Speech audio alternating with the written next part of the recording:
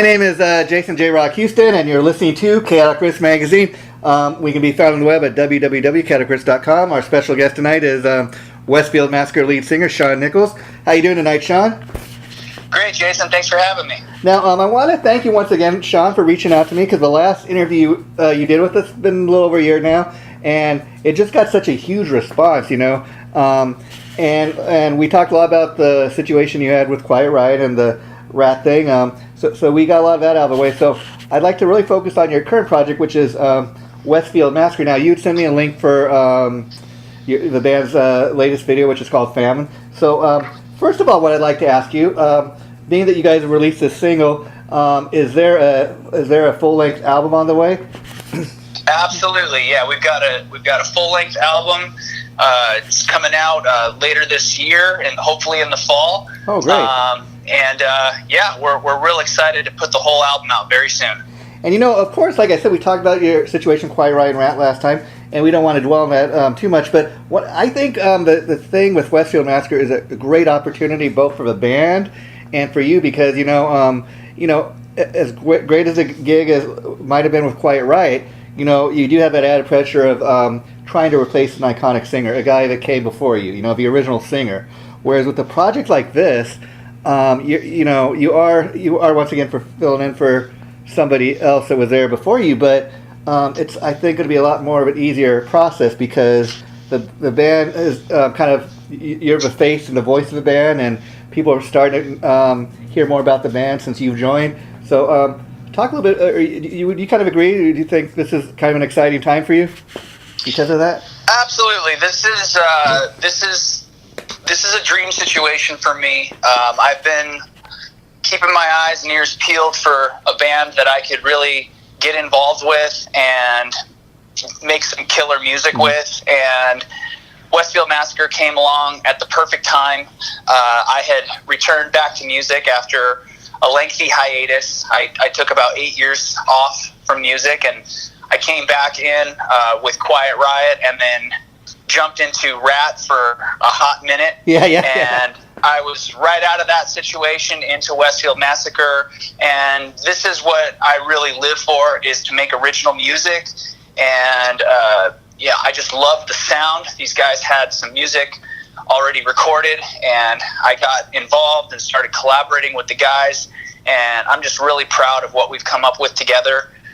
It's taken me to a new level in terms of my singing and the songwriting, and just the collaboration is really amazing with these guys. Yeah, I want to talk a little bit about talented. That, because, you know, anybody who is aware of the name Seann Nicols, they know what you've done, like Adler's Appetite, briefly with Quiet Riot, like you said, for a minute with Bobby Blotzer's Ratt. So anybody that's expecting music that sounds anything like any of those bands, they might be like me, quite surprised. Like when I first heard the song Famine and I checked out the video, I thought, okay, man, this guy and the band, you guys are really heavy. And I think anybody that's heard anything you've done before, Seann, they're going to be quite surprised, because this is almost, I describe this as full-blown on metal. And the thing that really surprised me, what I think I'm going to really enjoy hearing the rest of the Westfield Massacre album when it comes out, is I'm thinking, boy, I've heard what this guy Seann has done before, and man, this is massive heavy, and this just shows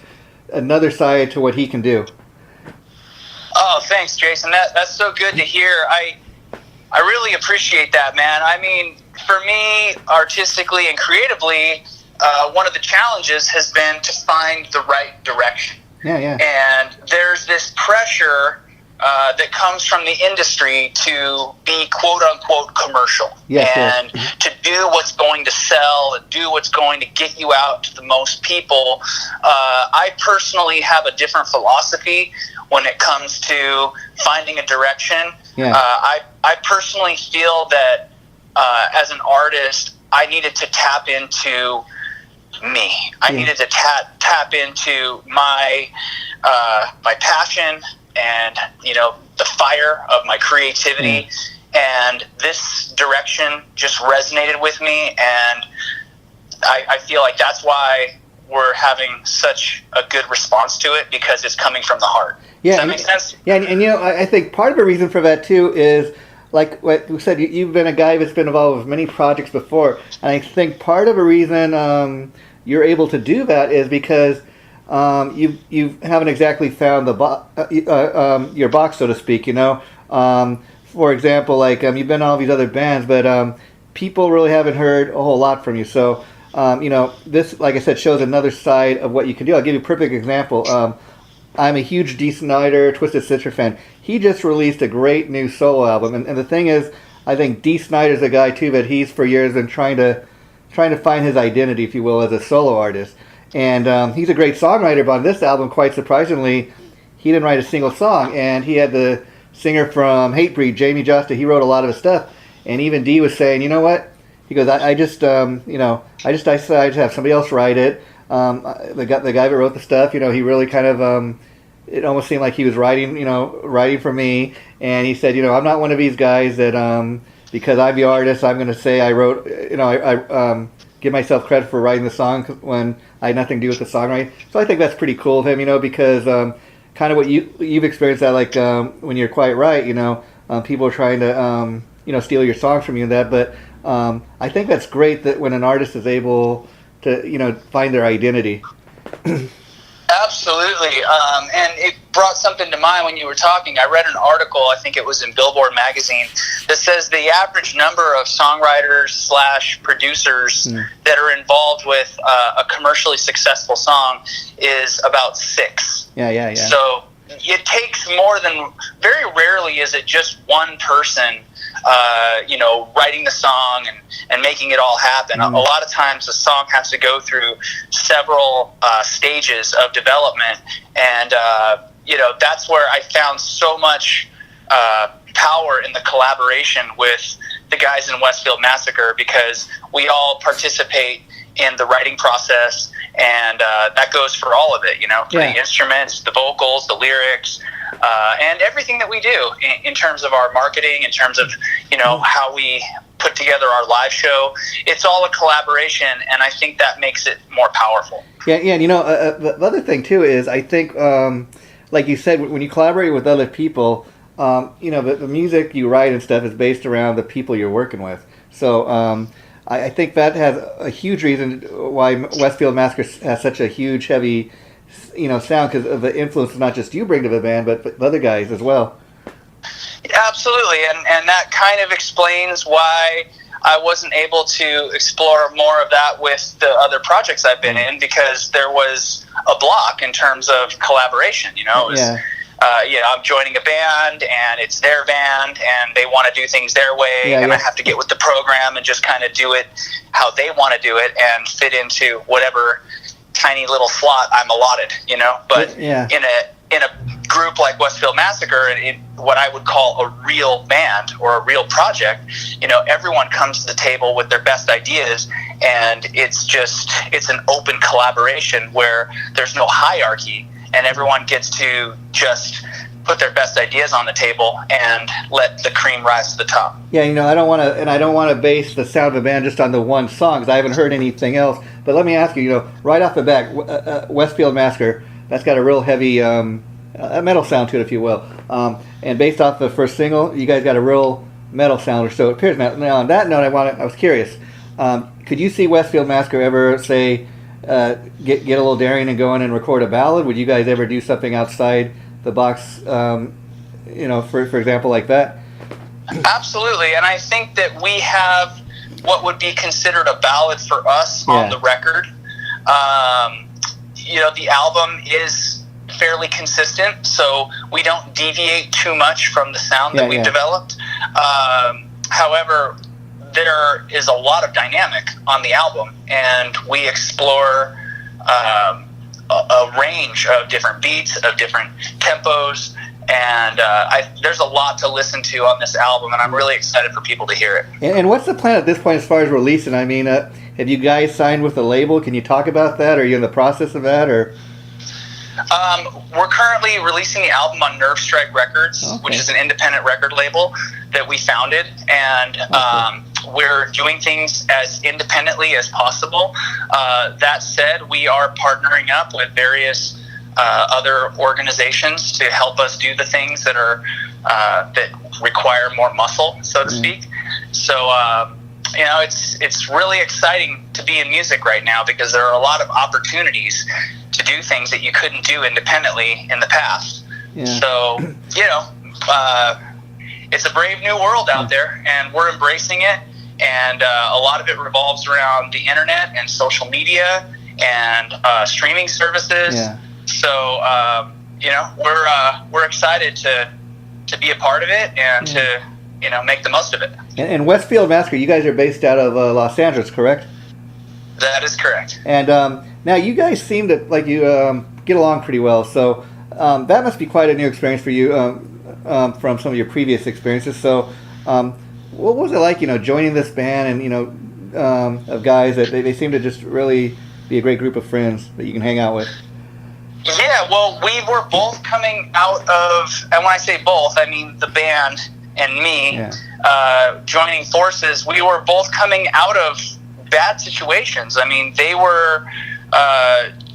lost their singer. Their singer went to join another band, and I had come out of the Quiet Riot / Ratt situation, and even though I didn't have any bad partings with Ratt, it's still, it was kind of up in the air what was going to happen, and I was pretty much given the green light to just go my own way and do whatever I needed to do. So when we came together, we had this kind of mutual fire under our seats to really get out there and do something and get back in the saddle and ride, so to speak. So, regards to both sides, I think it kind of worked out for both of you. I mean, they got a great new singer, and I'm not going to sit here and lie and say I never heard of Westfield Massacre before you joined, because I kind of heard the name. I'd seen their Facebook page and that. But I will say this, since you have joined, and I'm not saying it's just because you've joined, the band's profile has kind of risen, and who knows why that is, but I do think maybe they got a singer now that people maybe they've heard the name. So you got your own little fan base you're bringing with you, and then because people know you are checking the band out, and because you and the band work so well together, I just think you finally got a great project. They got you have a voice and the front man, and so it seems to be working for everybody. Thank you, Jason. Yeah, I'd like to think that's the case. I also think that it's good music, Good music is going to bring people every time, and that's really the center of the music industry is having a good song and then having a good performance with a good band to back it up live. And we're striving to deliver on all levels to all the people that we can reach in the world, So I appreciate that, man. I think the guys would be happy to hear that as well, and we all bring something really unique and different to the table, and it's that combination that makes it what it is, and I love it. Yeah, it's great. It's a great thing too, and the thing is that I was curious about is when you guys go out and do live shows, especially once you release a new full-length album, how much of the older material is going to still be in the set versus the stuff off the new album that's coming out? That's a great question, and that's still up in the air. We kind of need to figure out what's going to happen in terms of, how long our sets are going to be, and we just have to look at that, So we're really excited to get out and play the new material. That's a sentiment that's unanimous in the band. So definitely we'll be playing a lot of the songs on the new album, but the songs from the last record are a lot of fun to play too, and we played those songs on our North American Meltdown tour that we did last year, and we had a great time doing those songs as well. So it's all possible, and we're excited to get out there and start playing in front of people as soon as possible. And now when you record, when you guys do live shows and you are singing some of the older material, Seann, that you didn't originally sing on, do the guys allow you to kind of put your own spin on the tunes, do it your way, or do they prefer you to stay as true to the original sound of the tune? Yeah, that's an interesting thought. There's no pressure for me to conform to any standard of how the song was originally performed. And I think that after performing that album several times, for the tour, eventually morphed into something that was more me, so to speak, something that, had more of my thumbprint. However, I think that they had really great songs to begin with, so I have no problem just kind of following the plan that they had set out with those songs originally. I think that, however, though, it just kind of automatically evolves, right? Like, yeah. Your muscles, like as a singer, I'm talking about my muscles just kind of they do what they do.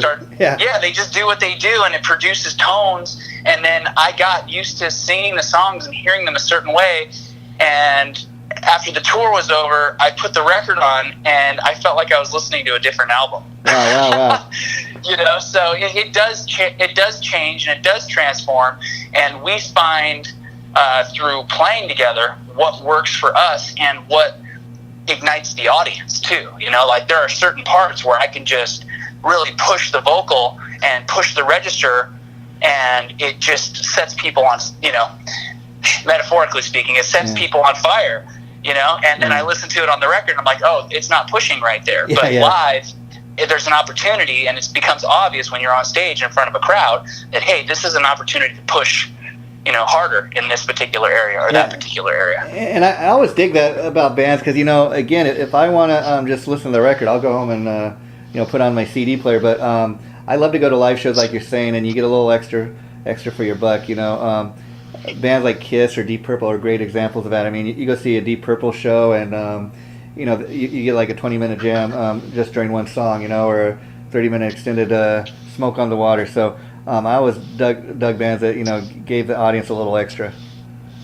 Yeah, I mean, it just happens organically. I mean, you got all those people out there, they're so excited, and there's just all this energy that builds up before the show, and then it's like, boom, you start playing, and it's almost like jumping out of an airplane or something. It's like you can try to control it, but at the end of the day, you're free falling, and shit's gonna happen, and that's what makes the live experience so fun and exciting, is that you really don't know what's gonna happen. It's every night is like a special surprise. And let's talk about some other guys in the band. I know you got phenomenal drummer by the name of Dito Brada, and then you got, to me, one of the most underrated guitar heroes on the LA scene for years, Ira Black, and I understand he was one of the key reasons you joined the band. From what I understand, were telling me the last time I interviewed you about a year ago, was that Ira had asked you to play, I think, the Ultimate Jam Night, and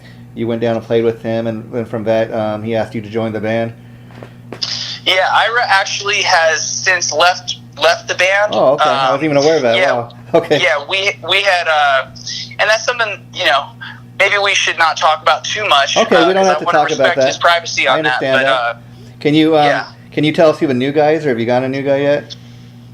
So the current lineup is Stephen Brewer on guitar, Eric Tysinger on bass, and Louis Khalil on guitar. Okay. And Louis is a really amazing addition to the band. He's actually endorsed by ESP and EMG Guitars. He's from Brazil, and he's a prodigy guitar player. He is actually the youngest guitar player to ever hold an ESP endorsement in the history of the country, or in the history of the company, in the history of the company. And this kid is just an amazing guitar player. His fingers move like lightning. He's super smart and intelligent and easy to get along with and fun to hang out with. And we're all real excited to be working with him. Well, I wasn't aware about you guys had gone through all those lineup changes, and again, we don't have to necessarily get into the reasons why, but did that delay any of the recording of anything? I'm going through some of these lineup changes, or? Fortunately, it didn't. Most of the work that we had to do was in the songwriting and recording of the vocals, and then in the mixing process. And that was another process that took some time, because we had to find the right person to do the mixing. And luckily, we were able to work with Rich Mauser, who's worked with Weezer and Oleander and Chris Cornell. He works with Robert Trujillo. He also mixes for Dream Theater. Oh, wow. And a number of prog rock bands. So he mixes for Transatlantic and Spock's Beard. And he's got an amazing facility in Altadena with a beautiful Calrec UA 8000 console, which is, it's like one of those massive consoles. There's only 13 of them ever made in the world. And we got to work with him, and he made our music sound amazing. Obviously the first song, you can hear the quality. And when you get to listen to the whole record, you'll really notice that we didn't cut any corners. I mean, this is the highest sonic fidelity possible. So we're really excited about that. That was going to be my next comment. Like, just watching the video. The video, looked very professional looking, like some of you'd see on MTV back in the day, when they played music videos still. Yeah. But where was the video itself filmed? One thing I really enjoyed about it, was you, of course, being the frontman or front and center, but just the whole thing, the way it was shot, it looked really brutal and in your face, and that's what I really dug about it, Thanks, man. Yeah, we got the opportunity to work with a young director named Ron Underwood, and he goes by Ron Thunderwood Underwood, and he runs Ron Thunderwood Studios. He got on board to help us shoot the video, and he filmed it and directed it and edited it for us. We shot it in a loft in downtown LA, and we basically met up, set up, and filmed it. Wow. And there wasn't a whole lot of planning to it. I mean, we met as a band, and we talked about doing something that featured the band. We wanted to show the band performing live. We wanted to capture a raw energy. I think and you did. We wanted it.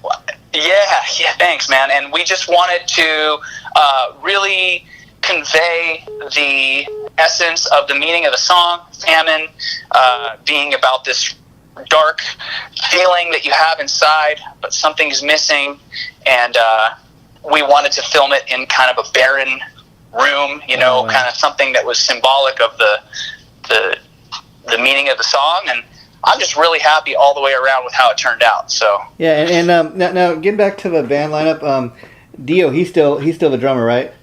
Yes, of course. Okay, and I was just curious.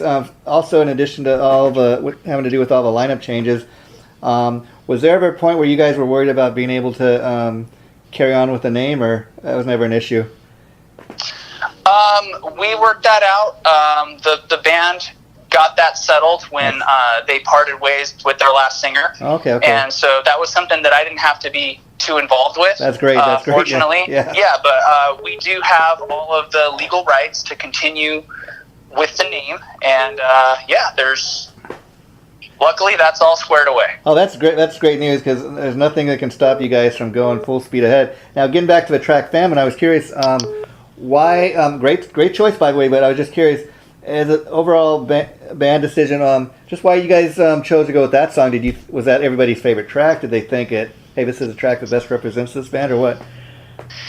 That's a good question. It's literally the first song on the album. Oh, great! So we just came out with the first song. We're trying not to complicate things. There are a lot of decisions to make in a band, and we all agree that we are happy with every song on the record. And we've talked about this many times, that we could have put out any song on the album first, and we feel that it would have done just as well as any other song. So, hearing that from you, I really can't wait to hear the rest of them, because a lot of times you get an album that has like maybe 1, 2, 3 great tracks if you're lucky. Back when we were growing up, Sean, I remember where albums were, they were recorded live. They were every track was great. All the great iconic bands. They really took their time and coming up with great songs. That's why you look at a band like Kiss, and people say, oh, they're crappy musicians, but you know what? They got the songs. They're great. They're great songwriters, and that's why they're still playing songs from 40 years ago in their set, and that's why that's been a band that's been able to stand the test of time, because they just got great songs. Totally, and the song is really the most important thing of any album. You got to have good songs, And that's something that I really admire about Westfield Massacre is even though we are so heavy and we have a lot of very fast, intricate musicianship going on with the sound, all these songs can be stripped down and played acoustically. Yeah, and the best compliment I can give you, Seann, is when you're hearing a band, a new band that's just coming up and stuff, and you're hearing them for the first time. A lot of times you're like, trying to describe them to other people, and like, who do these guys sound like? The best compliment I can give you guys is just based off the single Famine. I can honestly say you really don't sound like too many other bands out there. Of course, you're got a brutal metal sound as I described it, but I can't sit there and say that you guys sound like Megadeth or Metallica. You're trying to copy any other bands out there. You just kind of got your own fresh original thing going. And I might even dare just say, based on the single, that if other stuff sounds like that, I think you guys could really give Slayer a run for their money, if you will. Thank you, Jason. That means a lot to me, man. I take that as one of the highest compliments that I could hear when I hear that we've done something that doesn't sound like we're trying to copy somebody else or trying to emulate another band. That means a lot to me. I think for us, the power was really in the collaboration, and we didn't set out to do something that sounded like anything else. We just wanted to make it the best that it could be. Yeah. So we started working with the pieces of the puzzle and putting it together and writing the rhythms and writing the melodies and then forming the lyrics and shaping the concepts, and we just let it come together naturally, organically, and artistically, and we let it be what it wants to be. And so I'm glad that that's coming across. Yeah, and like your drummer Dio, he's just such a powerhouse drummer. I mean, he reminds me of someone playing like very physical, kind of like a Carmine Appice or somebody like that. And the rest of the guys in the band, especially the guitar players, when I listen to the guitar parts on that song, I mean, it sounds like not just a great shredding, but just it sounds like there's more than like a million guitar tracks, through just the one song. I mean, is that right, or am I correct in hearing that, or is just the guy just a gifted guitar player? Because I mean, I hear all kinds of sounds going on in that song. I think that all those statements are true. I think there's a lot of guitar tracks going on. I think the guys are very gifted players.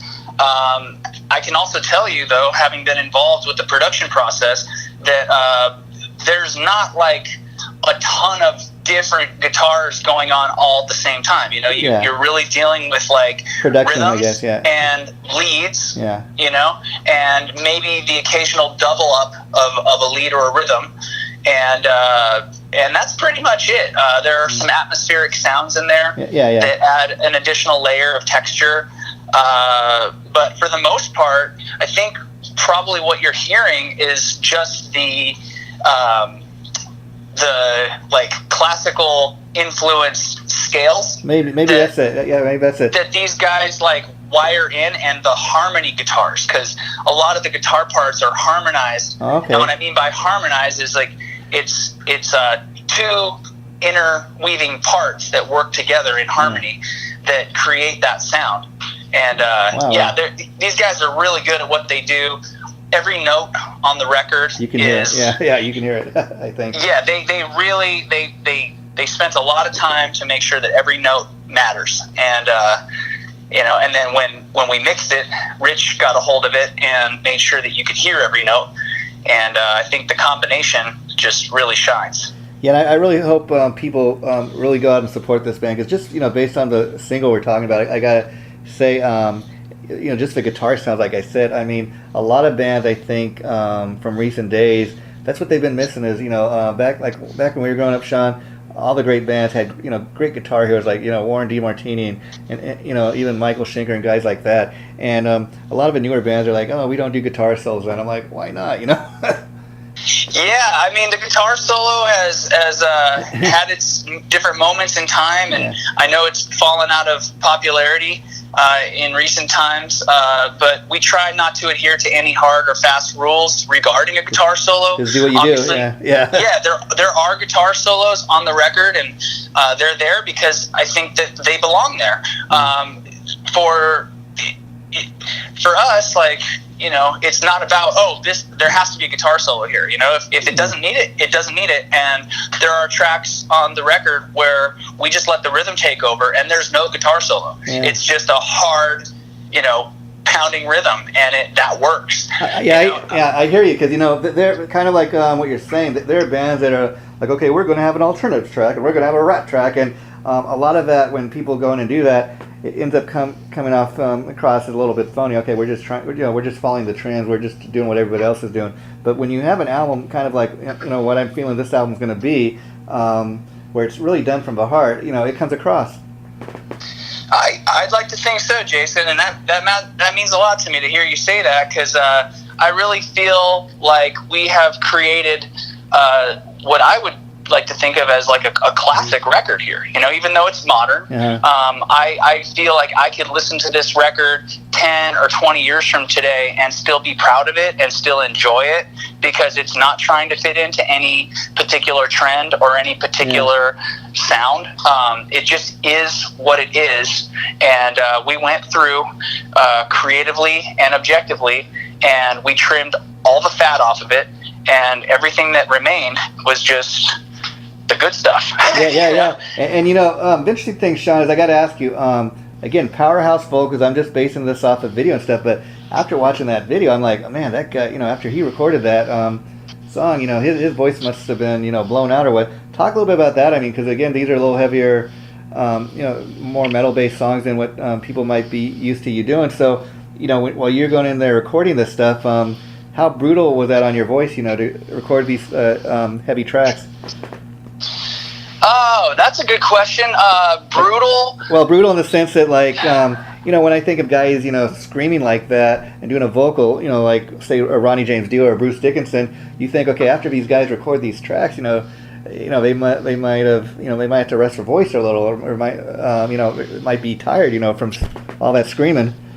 Yeah, well, what happened was we went on that tour, and from singing the first record night in, night out, it really built up my stamina, it built up my strength, and we went right into the studio when we came back. Yeah. So I felt real strong and more powerful than normal, because I had just spent all that time exercising my voice. Yeah. Makes sense. Definitely at the end of a session, after singing like that for 6 hours straight in a recording session, I would feel it. I'd wake up and I'd be a little bit raspy, and I would just drink a little bit of tea, and maybe a little bit of whiskey, just to kind of loosen everything up in there. And a few hours later, I was good to go. And in some cases, we were recording like 3 or 4 nights a week, and we just marathon sessioned it out and just got it done. So it went really well. So am I hearing you say that you guys recorded this the old school way, where you're actually all in the same room together, or did everybody kind of do it the modern way of mailing their parts in, so to speak? Well, the guys spent time recording the musical tracks first, and then we took those musical tracks into my studio, and we wrote and recorded the lyrics and vocals together. So, the guys were pretty much, the band was all there, and we would sit there and listen to a song, and we'd brainstorm and throw ideas around. And, once we got kind of a good handle on where we were going with the song, we'd write the lyrics together, and we did it as a band, which I really enjoyed, because a lot of times I'll just get songs, or not songs, I'll get tracks of music, and they'll say, hey man, just do your thing, whatever you want, man, this is your gig, it's just your show. Wow, I love that. And I bet you do too. Yeah, I love that, don't get me wrong, but it's to me, you want more collaboration, you want people to kind of come together and help build it up and make it strong and make it powerful. And the more minds, sometimes, I mean, it depends, obviously you have to have good chemistry, but the more input you can get, sometimes it really can enhance the project. And I think that was the case in this situation. Having everybody's input really made the material that much stronger. Wow, wow. In regards to the tunes on the new album, I was curious, are these all songs you guys have written since you came off of the road, or was any of it written on the road? Yeah, we started writing the songs before we left on the tour. Okay. And while we were doing the tour, we pretty much just focused on the tour itself. But right when we got back, we started writing more songs. And so we had about 4 songs written when we went out on the tour. Okay. And when we came back, we finished the rest of the album. Oh, wow. And what took longer, do you think, the writing sessions or recording sessions? We did it simultaneously. Oh, wow, wow. So, yeah, we pretty much would start out writing and just capturing some scratch vocal tracks, and just to get an idea of how everything sat with the music. And then we'd come back the following session, listen to what we had done, critique it, and maybe change some things. Several songs went through a number of developmental changes before we were like, that's it. And but once it clicked, we could all feel it, and there's nothing better than getting that unanimous agreement that yes, this is awesome. That's it. And you know when you can get a whole band of guys that are at this level of musicianship and experience and talent, when everybody in the room is nodding their head yes, you know you got something good on your hands. Oh yeah, that's a great sign. Now, in regard to the new guys in the band, I was curious. Once it came time to get new members, did you have a big audition process? Did they come to you recommended from other people you knew, or what was that process like? No, Lewis had actually performed with the band on a few earlier occasions. Right when we came back from our North American Meltdown tour, we played a show at the Viper Room, and Lewis was playing guitar for us for that show. So you got a chance to see what you could do live, Yeah, that's great. Yeah, we already had a lot of faith and a lot of confidence in Lewis. So fortunately for us, everything just fell into place. Yeah, and the great you guys are in a great position in the sense, like we were saying earlier. Westfield Massacre, they were a band before you were part of a band, Seann, and they do have their own history, and you have your own history. But I think, like I said, since you've joined the band's public image has kind of risen quite a bit. And I think when people hear this album for the first time, when it comes out, even though Westfield Massacre has its own little history there, I don't think a lot of people are going to have too many expectations. We're just going to listen to the album and they're going to accept it for what it is. Because again, a lot of people are just cheering for this band for the first time, even though they've been around a while. Yeah, we're really going at it like it's a brand new band. I like to think of it like. We just, we're the new tenants. Yeah. We live here now, so there were some people that occupied this space in the past, and, it is what it is, but, this is our space now, and we're doing with it what our vision is, and so that's the best way I could explain it. So I was curious, is the album fully recorded, or are you guys still in the process of recording more songs, or where are you at with that? The album is finished. It's completely mixed and mastered, and it's ready to go. So we are just waiting to announce an official release date for the album. And this first single, no one knew what to expect, and I think that the reception and the positive feedback that we've received has exceeded our expectations. So we're really excited to roll out some more songs from the album, and then eventually release the entire album, which will be happening sometime this fall. Yeah, and so that was my next question. So you think we might get a chance to hear maybe another song or two before the album is officially released?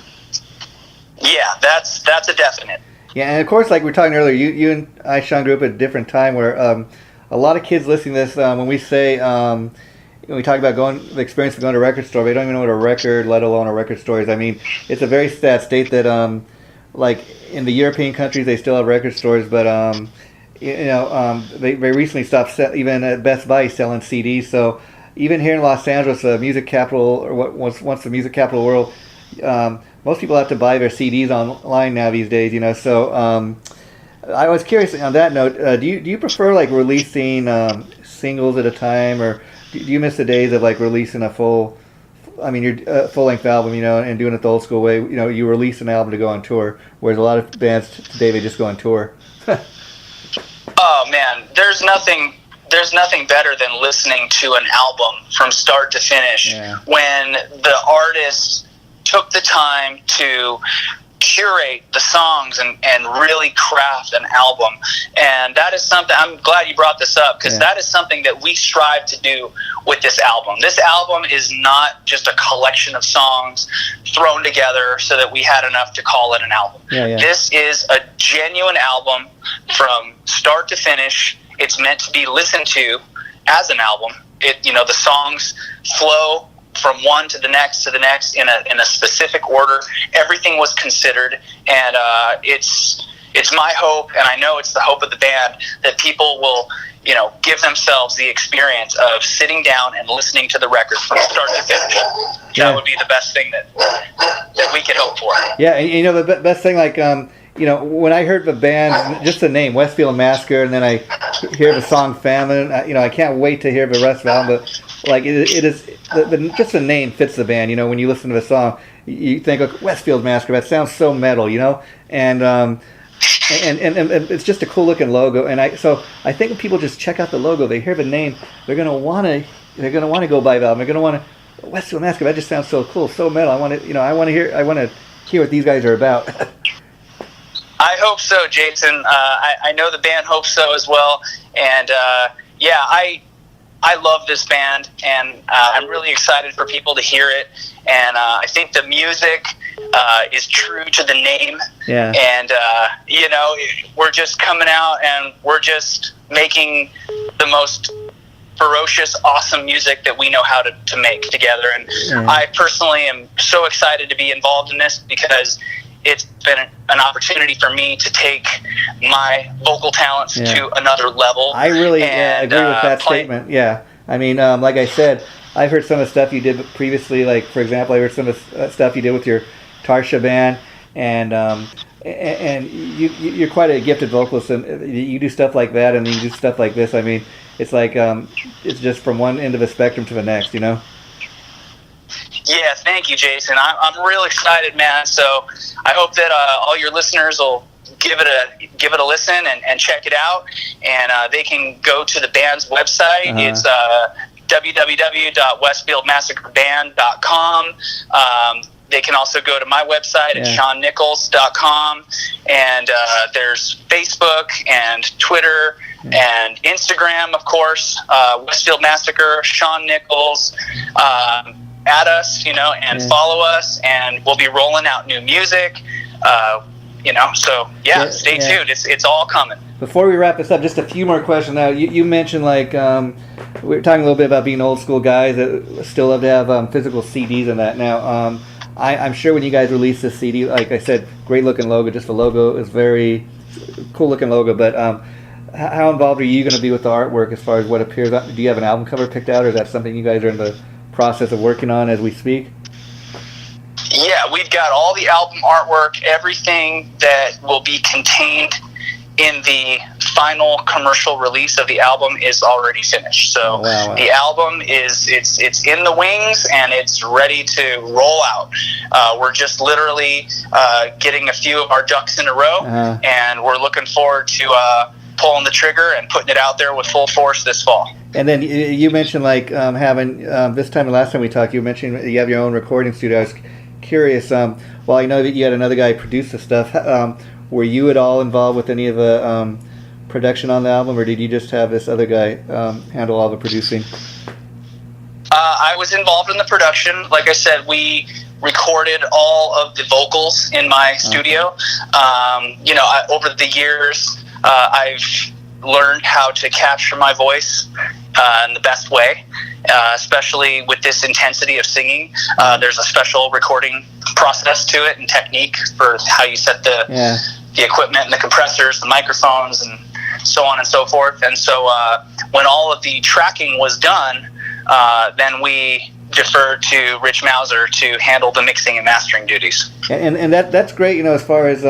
I would think not only does it help save a little bit of money as far as recording costs, but the fact that you have your own recording studio, it's almost like being at it is like being at home, and you're being that that's your studio, you know how to operate it. I think you're much more comfortable than going in somebody else's studio. So it's got to make it that much more a fun atmosphere, or more comfortable at least. Well, absolutely, and that was a big consideration with the guys, because we talked about how we were going to do it, and after working together in my facility, everyone agreed that we just felt comfortable doing it there, and we weren't on the clock, and it gave us the ability to really spend time and get the best tracks, not just the vocal performances, but the right words, the right arrangement, the right melodies, and we went back and modified things several times. Like, we got done with the whole record and we went back and listened to the first song that we had worked on, and we said, oh, this one needs work, and so we rewrote and recut the whole verse, so we were constantly monitoring our work and making sure that everything was at a certain standard. And I think that made it that's a lot of what made it come out as good as it did. Wow. And so that was a great opportunity for all of us. I can't wait to hear the whole entire album. Now let me ask you, you were talking earlier too about having an album that really flows nice, and how hard was that, listening to all the tracks and getting it in that proper order, if you will? We went through a few different